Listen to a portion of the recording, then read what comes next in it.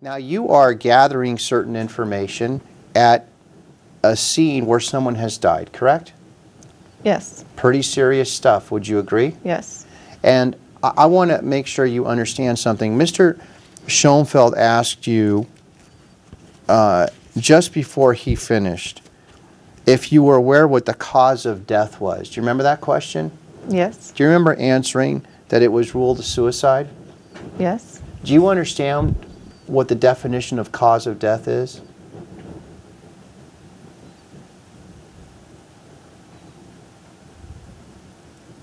I know there's a difference between cause and manner.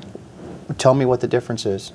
One is how the person died and how that person died. I think you just said the same thing. How the person died and the mechanism to what caused the death. Okay, what is cause of death? How do you define it? I don't recall the definition of that right now. Well, why then, when Mr. Schoenfeld asked you what was the cause of death, did you give him an answer without asking what's the definition? Because it was what was stated on the paper. I think if you look at that paper, you'll see that the manner of death is different than the cause of death, correct? I don't know what paper you're referring to. Well, what paper are you referring to? You said it was on the paper. What paper are you talking about? I'm going to object argumentative. What paper are you talking about? Whatever paper he had me reference. Are you talking the paper as the autopsy report? I believe that's what he had me reference, yes. Okay. Would you agree with me, ma'am, that on the autopsy report, the cause of death lists certain chemicals and controlled substances?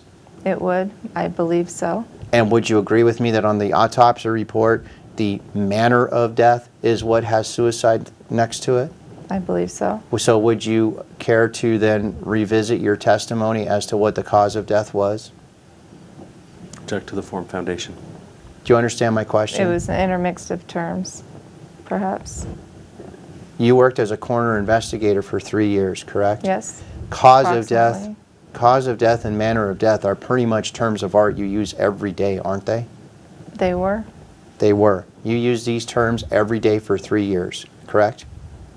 Yes. And a year or so since your departure from the coroner's office, you're unable to articulate today the definition of cause of death. I am.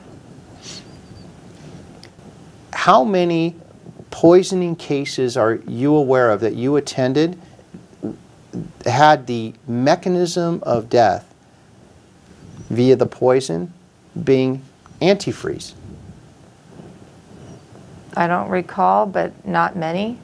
Were there any? There may have been. I'm not asking if there may have been. I'm asking you right now as you sit here today. Recall. Ma'am, let me finish my question. Right now as you sit here today, can you tell me the name of one decedent that you have ever encountered that killed himself or herself by ingesting antifreeze? No.